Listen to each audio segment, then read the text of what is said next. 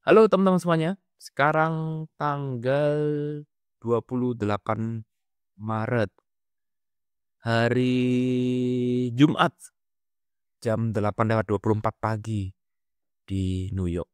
Kita bertemu kembali di acara ngobrol-ngobrol santai. Oke, nah di sini saya akan coba untuk memberikan respon, menjawab pertanyaan terkait dengan konten yang sudah saya buat, baik itu yang ada di Facebook, Practical Pono-Pono, ataupun ada di kuliah spiritual, ya, sehingga kita bisa sama-sama belajar, oke? Nah, sekarang kita akan lihat, komentar dari teman-teman yang ada di video terbaru saya, yaitu di kuliah spiritual. Di situ kita membahas tentang apa itu kesadaran. Ya, dalam video ini kita membahas, video yang sebelumnya saya share di Practical Pono-Pono. Ya, yaitu tentang seorang perempuan yang, dibius ya, nyanyi-nyanyi dulu dibius sampai akhirnya akhirnya ya terbius juga akhirnya, gitu ya. Nah, itu saya korelasikan dengan kesadaran, saya bahas tuntas dalam, video kuliah spiritual ya. Nah, ini adalah beberapa komentar, kita mulai komentarnya dari yang mana nih? Dari yang atas dulu deh ya. Kita mulai dari yang atas, ini sampai yang per jam sekarang, ya ini adalah komentar yang paling atas yang muncul. Oke. Dari Banyu 369, apakah di hewan ada kesadaran yang menyadari tubuh dan pikiran? Ini pertanyaannya bagus. Ya, bagus sekali. Pertanyaan ini bagus. Nah, eh, saya dulunya ya namanya perjalanan ya, perjalanan spiritual ya. Dulu ketika pertama kali belajar-belajar spiritual itu, saya berpikir bahwa apa perbedaan antara hewan dan eh, manusia. Ya, jadi saya pikir, ya misalkan kita ngomong hewan, saya coret-coret di sini aja ya. Jadi kita nggak usah pindah-pindah di sini. Teman-teman semoga bisa melihat. Ya, saya pikir manusia itu, oh dia manusia punya akal, ya. Manusia punya pikiran, ya punya brain yang lebih cerdas daripada binatang. Kelihatannya seperti itu. Ya, tetapi setelah didalamin masuk ke dalam dunia spiritual dan kemudian mulai mengenal apa itu kesadaran, maka menurut saya nih, bahwa semua makhluk ciptaan Tuhan itu punya kepandaian. Kalau kita ngomong kepandaian ya, punya kepandaian. Mungkin memang betul dengan porsinya masing-masing. Ya, bahwa contoh misalkan seperti ini. Kita kalau bandingkan manusia dengan monyet misalkan. Monyet punya kepandaian. Kepandaiannya dia naik pohon misalkan. Itu kepandaian loh. Itu skill.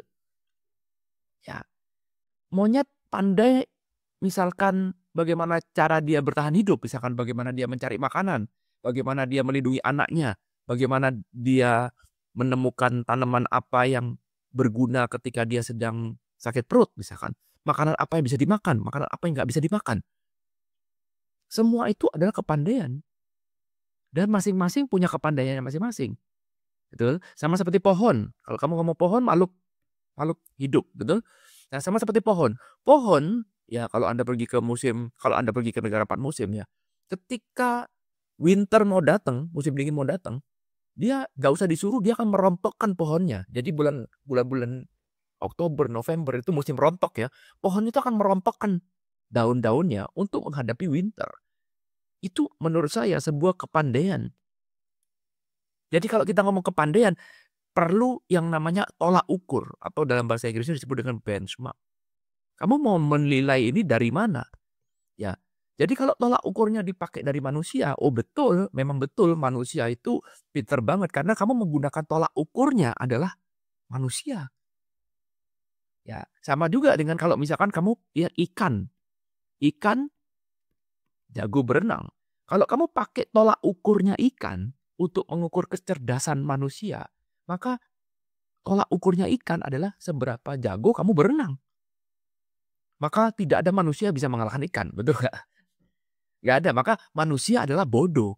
Sama juga dengan tadi kalau kita ngomong monyet. Monyet kecerdasannya adalah naik pohon, misalkan ya. Maka kalau kita gunakan itu, standar itu kita pakai untuk mengukur kecerdasan, maka manusia bodoh di depan monyet. Karena manusia nggak bisa naik pohon selincah monyet. Karena manusia fobia ketinggian. Bagi monyet tuh goblok banget, itu bodoh banget, tolol banget. Bener? Jadi kalau kita ngomong akal kepandaian, IQ apalagi, ya tergantung kamu standarnya pakai standarnya siapa. Karena itu Albert Einstein mengatakan semua orang itu sebenarnya udah pinter. Karena itu kamu gak bisa menilai ikan bodoh karena gak bisa naik pohon. Demikian juga kamu gak bisa menilai monyet bodoh karena gak bisa berenang. Tergantung sudut pandangnya. Betul gak? Artinya sudut pandangnya. Manusia bilang diri saya jauh lebih pintar daripada gorila. Jauh lebih pintar daripada binatang, daripada pohon. Iya, karena standarnya menggunakan standar pikiran kamu. Paham maksudnya ya? Nah, tetapi ada yang lebih hakiki lagi. Ya, daripada cuma pikiran. Karena semua orang punya pikiran. Tetapi, bagus sekali pertanyaan dari teman kita Banyu 369 ini. Apakah hewan juga punya kesadaran yang sama? Nah, ini ya kita ngomong hakiki. Ya, kita ngomong satu hal yang hakiki. Bahwa manusia itu sebenarnya ya sadar kalau dia sadar. Mulai masuk satu hal yang mendalam. Ini ada sebuah tools yang manusia punya, hewan lain nggak punya. Bukan dia pinter banget otaknya, bisa menyelesaikan matematika yang rumit, bisa memecahkan rahasia alam semesta misalkan. No, bukan. Tetapi satu hal yang manusia punya, yang binatang tidak punya, yang mungkin tanaman tidak punya, I don't know ya, mungkin ya, yaitu ada sebuah kesadaran. Sadar bahwa dia itu sadar. Inilah sebuah harta karun. Ya, ini sebuah harta karun yang kita punya, tetapi kita tidak pernah mengakui atau tidak pernah menyadari. Karena kita sibuk untuk mencari satu hal yang lain. Bagi kita, apa untungnya sih Pak? Kita mengetahui kalau kita sadar. Lalu buat apa? Lebih penting cari uang. Lebih penting kita cari kekayaan. Lebih penting kita cari ambisi. Ya. Inilah yang kita gali dalam pembelajaran spiritual. Yaitu kembalikan lagi. Menyadarin bahwa ini loh kelebihan kita dibandingkan dengan yang lain. Jadi kalau misalkan hewan itu bisa berbicara. Dan dia bisa bercerita. Maka mungkin ya dia akan bercerita bahwa kamu tuh aneh. Kamu punya sesuatu yang sangat luar biasa. Tetapi kamu tidak menyadarin. Atau kamu menyia-nyiakan. Itulah sebabnya kenapa dalam ajaran spiritual. Ya, guru tuh sering kali membuat sebuah perumpamaan. Yaitu ada seperti ini. Ada seorang pengemis. Yang minta uang di pinggir jalan. Uang yang diterima oleh pengemis cuma sedikit. Ya, Pak, kasih saya sedekah, Pak. Kasih saya sedekah, Pak. $1 aja. Pak, kasih saya sedekah, Pak. Rp1.000 aja. Rp10.000. Rp5.000. Kasih saya sedekah. Buat makan, Pak. Kasihan, Pak. Kasihan saya. Gak ada pengemis dapat jackpot, gak ada. Ya boleh dikatakan super duper kecil. Kecuali kalau yang ngasih mau bikin konten. Betul ya? Kalau yang ngasih tidak bikin konten, wis lah, gak mungkin lah. Ya, boleh dikatakan gak mungkin. Tapi bayangkan, ini ada seorang pengemis. Oke, ada seorang pengemis. Lalu kemudian pengemis ini minta uang. Karena dia nggak punya uang. Padahal di tempatnya dia duduk ada sebuah peti. Peti yang selama ini nggak pernah dia buka. Dia duduk di peti itu dibuat tempat duduknya. Dia minta di pinggir jalan. Lalu kemudian ada seseorang yang bilang, bro, nih gue kasih lu $1. Tapi gue penasaran. Lu duduk di sebuah peti. Peti itu apa isinya? Lalu kemudian pengemis dibilang, enggak tahu, saya juga nggak ngerti. Apa isinya, saya nggak berani buka. Coba deh buka. Begitu dibuka, isinya ternyata adalah emas. Berkilo-kilo. Wah, ternyata kalau dibuka ini nilainya, ini Rp 1 triliun. Kurang 1 triliun kurang banyak sekarang ya. Rp 1.000 triliun. Wah, jadi kamu nggak usah korupsi 1.000 triliun. Nah, gitu aja, simple. Di mana 1.000 triliun ini jauh lebih besar dibandingkan dengan uang yang kamu minta. Tapi aneh, orangnya bilang aneh. Kamu punya harta yang segitu besar tapi jadi pengemis. Nah itu. Itulah krisis manusia modern sekarang. Karena itu oke, benar. Kita mengetahui bahwa perbedaannya itu adalah bukan di pikiran tapi ada di kesadaran. Cuma pertanyaannya sekarang, seberapa banyak manusia yang sadar?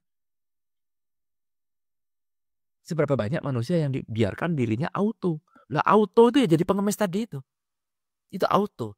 Karena orang ketika tanya, itu di bawah kamu ada peti loh. Kamu nggak kepengen buka? Nggak usah buka. Saya lebih menikmati mengemis. Saya lebih menikmati drama hidup saya. Drama, "Ayo Pak, kasih saya uang Pak, saya mau makan Pak, saya lapar Pak, saya kekurangan Pak, Pak, kasih Pak, tolong kasihani saya." Saya lebih menikmati drama. Jadi seperti kamu itu sebenarnya adalah bilioner, tapi bertingkah laku seperti pengemis. Ya itulah manusia sekarang. Itulah yang membuat orang lain jadi kaget. Binatang kaget. Tumbuhan juga kaget, bingung. Kok bisa ya? Kamu itu dikaruniai uang begitu besar, tapi kamu jadi pengemis. Kok bisa? Itulah yang disebut dengan enlightenment. Jadi pengemis tadi adalah kita, orang yang ngasih uang lalu kemudian, bro buka deh, itu kamu punya peti. Itu adalah guru spiritual yang datang dalam hidup kita. Beranikah kamu membuka petinya? Awalnya pasti menolak. Kenapa? Karena, aduh, nggak usah dibuka lah. Biasanya juga gitu. Saya nggak pernah dibuka. Saya nggak peduli kok. Peti ini cuma memang saya pakai buat duduk aja. Mungkin nggak ada isinya. Nggak penting juga lah. Yang penting saya butuh makan. Yang penting saya butuh bayar cicilan. Ayo kasih uang, kasih uang. Jadi pengemis. Jadi beggar. Jadi victim. Betul? Padahal kamu itu raja, padahal kamu itu bangsawan, padahal kamu dengan peti yang kamu punya, kamu bisa mendapatkan semuanya. Tapi mentalnya dirusak. Kenapa? Karena kamu punya sesuatu, karena kamu kurang sadar. Kamu tidak menyadari powerfulnya diri saya ini. Gak ada. Saya ini cuma orang gak berdaya. Saya ini cuma butuh makan, butuh bayar cicilan. Kasih saya uang, kasih saya uang. Give me money, kasih saya uang. Terus itu aja. Sehingga fokus kamu cuman larinya ke sana. Kamu akan terus menuju ke sini. Lupa kapan saya punya waktu. Karena itu kan ditanya sekarang. Kapan waktu yang terbaik untuk belajar spiritual? Ketika kamu sudah abundance. Sudah selesai dengan urusan keuangan. Itulah sebabnya kenapa saya punya channel satu lagi. Finansial kamu harus beres dulu. Baru kita ngomong keuangan. Baru kita ngomong spiritual.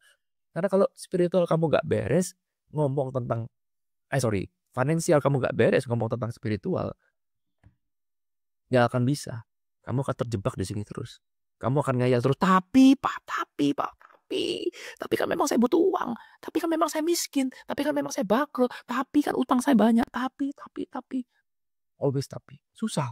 Memang kita berada di dalam dunia pikiran yang berbeda. Gak ada yang perlu diperdebatkan. Sampai satu titik akhirnya kamu mulai open mind. Jangan-jangan ada satu hal yang tidak saya ketahui ya. Mulailah open mind. Mulai icip-icip belajar spiritual permulaan. Tapi kamu benar-benar bisa mendalami ajaran spiritual ketika kamu sudah selesai dengan finansial. Ketika finansial kamu sudah sehat, disitulah kamu bisa mulai masuk belajar spiritual. Good. Semoga bisa memberikan insight. Yes, betul. Jadi kalau ada pertanyaan, apakah hewan punya kesadaran yang menyadari tubuh? Menurut saya tidak. Ya, jadi menurut saya tidak. Itulah perbedaan terbesar antara manusia dan hewan.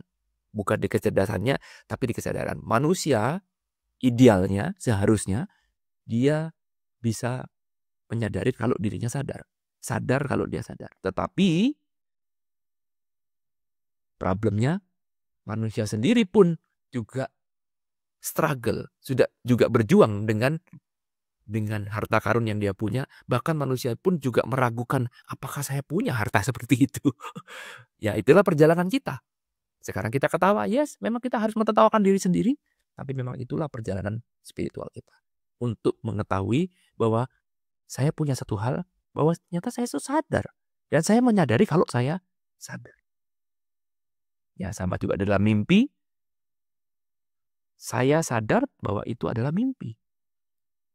Saya tetap bermimpi, tapi saya sadar ini adalah mimpi, ini satu hal yang tidak nyata. Ya, karena itu selalu tanyakan ini, who am I? Pertanyaan inilah yang akan membawa kamu kepada kesadaran sejati. Good. Thank you Banyu. Bagus. Antung 1793 kompleks. Thank you Pak Irwan. Yes. Saya berusaha menjelaskan dengan semaksimal mungkin di setiap video saya akan memberikan segala sesuatunya dengan utuh agar teman-teman bisa mendapat manfaat. Oke? Thank you Antum 1793. Joseph Octavianus. Keren Pak Irwan. Salam sehat, sukses selalu untuk keluarga. Thank you. Sama-sama. Salam sukses, salam sehat selalu untuk kamu juga. Hario Megananda 8929. Terima kasih Pak Irwan, saya jadi membuat peta. Oke, ini kita read more ya. Nah, ini. Oke. Saya jadi bisa membuat peta untuk mengatasi masalah GERD. Oh, dan psikosomatis. Wow. Oke. Ditambah lagi, saya ada inspirasi untuk memperbaiki pola manifestasi saya dalam law of attraction. Wow, boleh. Share insight, thank you ya. Teman-teman juga boleh share, kita semua belajar bersama. Dengan kalau kita sharing, kita pun juga dapat pembelajaran bersama. Setelah saya dapatkan video ini, jadi dalam meditasi, kita tidak perlu mengosongkan pikiran. Oke. Yang harus kita lakukan agar bisa sadar dan terhubung dengan momen saat ini adalah dengan menyelaraskan tubuh dan pikiran. Buat mereka jadi berjalan satu tujuan. Setuju? Setuju. Selaraskan tubuh dan pikiran. Jadi sekali lagi ya, kita ingat, kita tidak mau membuat pikiran jadi musuh. Bahwa pikiran menciptakan thought, ya memang sudah tugasnya seperti itu. Sama tugasnya seperti hidung bernafas, ya itu memang tugasnya begitu. Jantung berdetak, tugasnya memang begitu. Jangan dimusuhi. Jadi kalau kamu sekarang memusuhi pikiran yang menciptakan thought, itu sama seperti kamu memusuhi jantung yang berdetak, memusuhi paru-paru yang bernapas. Ya, jangan. Tapi selaraskan, betul. Bisa kok pikiran kita diajak kerjasama. Jadilah leader bagi pikiranmu. Jangan jadi budak dari pikiranmu. Jadi leader. Ya, arahkan pikiran itu. Yes, posisikan diri kamu sebagai master. Jangan posisikan diri kamu sebagai budak, victim dari pikiran. Ingat, pikiran bukanlah kita. Kita bisa mengamati pikiran, berarti pikiran adalah objek. Kalau pikiran objek, subjeknya siapa? Saya. Yes, itu aja. Thank you udah sharing. Sharing dari teman-teman yang lain juga ditunggu. Anisugi 9852. Tetap menebar ilmu bermanfaat. Irwan, semoga jadi amal yang berkah. Amin. Thank you. Amin. Rafiq sukses. Alhamdulillah, terima kasih. I love you. Inilah yang disebut holistik atau fitrah. Ya, setuju. Selamat Aid al-Fitri, Idul Fitri ya. Yang merayakannya, selamat Idul Fitri. Sebentar lagi teman-teman akan merayakan. Kembali ke fitrah. Wow. Yes, kembali ke fitrah. Setuju. Thank you Ibu Rafiq. Janin 90Q9B. Selamat pagi, siang, sore, malam Pak Irwan. Terima kasih banyak atas ilmu-ilmu yang Bapak sampaikan lewat channel YouTube ini. Thank you. Izin bertanya, maaf Pak, ini di luar konteks. Oke. Kalau ada seseorang terlahir dalam lingkungan toxic family, menjadi korban bullying di sekolah, itu kan menjadi gangguan psikologis. Bagaimana pandangan spiritual menyikapi ketika seseorang terlahir di toxic family, keluarga bullying, agar bisa menjaga kesehatan psikologi? Bagus pertanyaannya. Ya, karena ini video tanya jawab, jadi saya jawabnya singkat aja ya. Saya langsung to the point ke pola-polanya. Ya, ingat, step nomor 1 adalah kita mencoba untuk diam dulu. Ya, kita diam atau kita sebut sebagai pause. Hening dulu. Ini ada sebuah keadaan yang tidak enak, betul. Ya, lahir di sebuah toxic family, di sekolah dibully, di rumah dibully, ya itu paling gampang seperti itu. Ya, oke, kita pause dulu. Step nomor 1 kita pause. Pause itu berarti kita relax. Kita mencoba untuk mencerna. Mencerna itu berarti kita tidak lari dari keadaan. Oke, kita tidak pura-pura bilang, oh ini positif, nggak apa-apa, cari sisi positif. Enggak. Tapi kita pause, kita cerna dulu. Yes, bahwa ini ada keadaan yang tidak enak. Kita cerna dulu. Kita sadarin dulu. Cerna dulu, kita terima. Nah, supaya kita bisa mencerna dengan baik, maka kita harus relax. Nah, ini saya kasih step by stepnya. Karena relax ini mengurangi pikiran. Jadi mind kita semi non-aktif. Non-aktif. Dikatakan semi aja, tidak usah totally, semi aja, relax. Ya, belajar cari metode segala macam, tarik nafas, ya pokoknya kamu relax, tenang aja. Cari waktu untuk relax. Ya keluar, misalkan di sekolah gini gitu gini, oke kita cari waktu menyendiri dulu. Keluar dari rumah, ya kita cari tempat, mungkin di pinggir sungai, mungkin di pinggir jalan, kita relax aja dulu. Nah, kita nikmatin. Oke. Kita buat mind semi non-aktif. Kenapa mind dibuat semi non-aktif? Tujuannya supaya less judgment.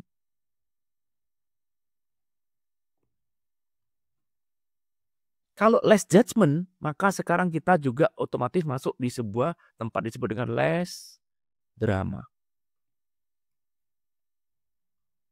Keluar dari drama ini. Jadi kalau kita lihat selama ini drama ini ngenyedot kita masuk ke dalamnya. Sekarang kita coba untuk keluar. Coba keluar. Menjadikan drama sebagai objek. Kamu sebagai subjek. Nah, ini polanya deh. Nah, gini aja. Secara garis besar polanya seperti ini. Mau metode kayak apapun, intinya ada seperti ini.